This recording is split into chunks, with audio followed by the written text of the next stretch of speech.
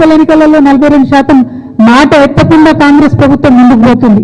ఆ ముందుకు పోయేటటువంటి సందర్భంలోనే మరి బీసీలు ఎక్కడ తెలుసుకుంటారో, మరి సంస్థలు, చాలా సంస్థలు, వ్యక్తులు ఎక్కడైతే గలమెత్తుతారో అనేటటువంటి ఆలోచన రాగానే ఏం చేస్తారు, గుంపు మేస్త్రి గారు గుంటనక్క గారిని ట్యాపింగ్ కేసులో పిలుస్తారు.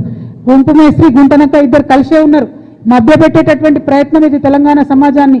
రేపు పొద్దున మీరు నోటిఫికేషన్ ఇస్తున్నారు మున్సిపాలిటీస్ కోసం, మా బీసీలంతా ఏకమవుతారు, ఏమైంది మా 42% అడుగుతారని చెప్పి కొత్త డ్రామా మొదలుపెట్టిరు తప్పితే ఇది ప్రజలకు వనకొచ్చేటటువంటిది కాదు. వాళ్ళిద్దరు కూడా కలిసే ఉన్నారు.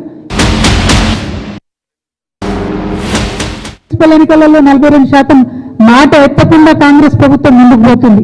ఆ ముందుకు పోయేటటువంటి సందర్భంలోనే మరి బీసీలు ఎక్కడ తెలుసుకుంటారో, మరి సంస్థలు, చాలా సంస్థలు, వ్యక్తులు ఎక్కడైతే గలమెత్తుతారో అనేటటువంటి ఆలోచన రాగానే ఏం చేస్తారు, గుంపు మేస్త్రి గారు గుంటనక్క గారిని ట్యాపింగ్ కేసులో పిలుస్తారు.